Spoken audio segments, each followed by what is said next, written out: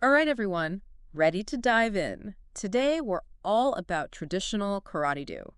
We're going deep, exploring the art through the teachings of Master Nelson Carrion and specifically his work, Texto Pagado.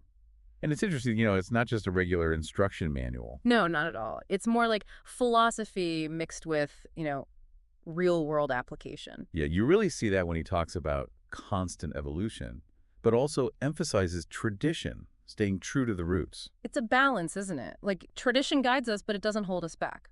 Speaking of guidance, I was struck by how much Carry-On emphasizes the mental and emotional sides of Karate-Do. Absolutely. It's not just about physical strength. Right. It's about mental fortitude, emotional balance, the whole package. What are your thoughts on that?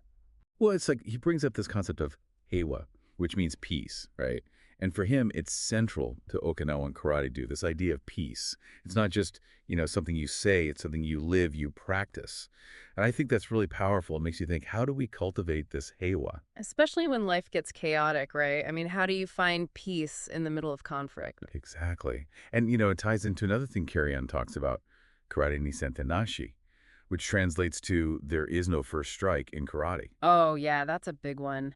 For me, that always highlights the defensive nature of karate. It's about like only using it as a last resort. It's not about aggression, it's about self-defense. And to really embody that no first strike mindset, you need a really solid understanding of self-defense, Mhm. which is where understanding different styles or ryu comes in. Yeah, like Goju Ryu with its focus on powerful, close-range techniques, or Shorin Ryu, known for its fluid movements, almost like water.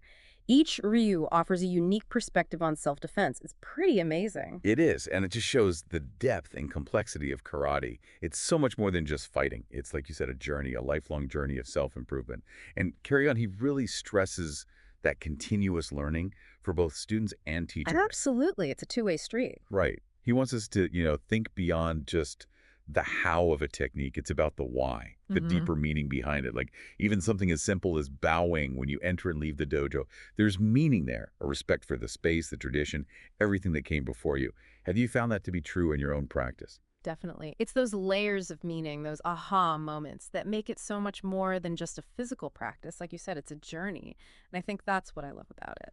Absolutely. And, when he talks about constant evolution, it's not just the techniques themselves evolving, it's our understanding of them, how we apply them.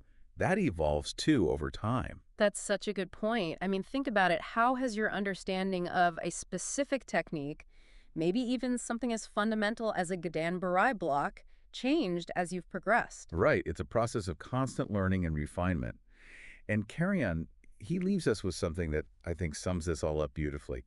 He says, constant practice is one of the ways. The other is to share with other teachers the different experiences. He's spot on. That's what it's all about, isn't it? Continuously learning, sharing, growing, and keeping that spirit of Heiwa alive. Not just within ourselves, but in everything we do with everyone we meet. Exactly. And for everyone listening, as you continue on your own journey, think about this. Carry On talks about finding peace, that Heiwa within.